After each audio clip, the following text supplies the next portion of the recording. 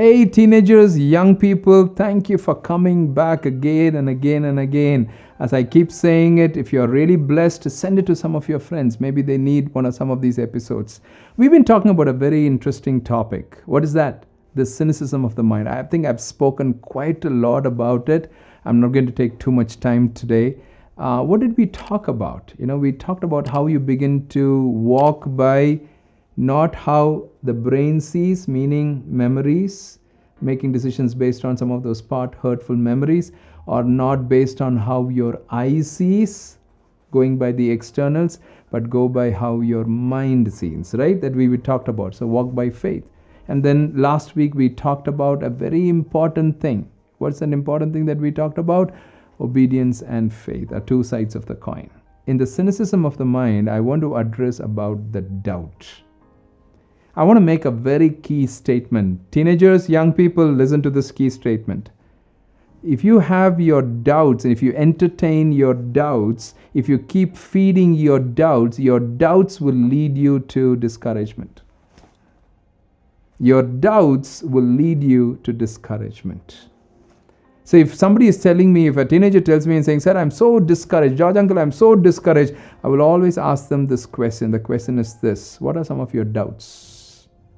What are you doubting? Are you doubting yourself? Or are you doubting your own career line? Or are you doubting your own workplace? Or are you doubting your own teachers? Are you doubting your own environment? Are you doubting your own family? Are you doubting? What are you doubting?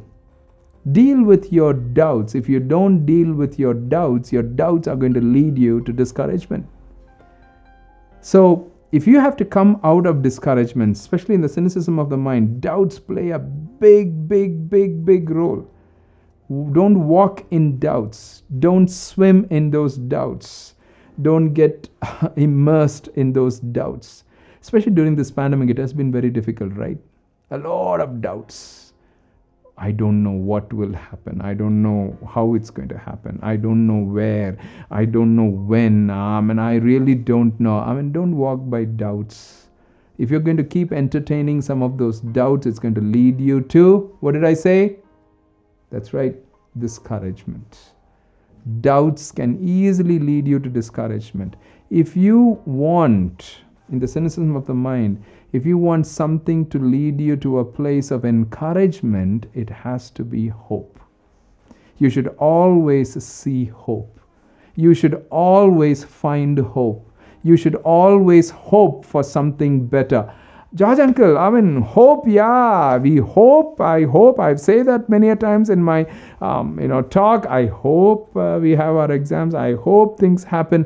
No, your hope is not on circumstances. Your hope is not on your situations. Your hope is not on this world. Your hope is on your Heavenly Father. Your Heavenly Father who knows you by name. Your Heavenly Father who will guide you, who will lead you, who will cover you, who will even come behind you. One of the statements I've started making with my teenagers the last 4 or 5 years, and recently when I had a conversation with one of my teenagers, this is what he said. He said, "Daddy, that particular statement you have started making, that has really gripped my heart, and that has brought a lot of change in my life. And you keep making that statement." I know you might be sitting there and saying, "What is that statement do you make to your children? What is that statement?" Especially to my teenagers. You know what's the statement I've started making in the last 3-4 years? Hey, listen. I'm making that same statement to you. God is not giving up on you. You don't give up on your life. God is not giving up on you. And you don't give up on your life.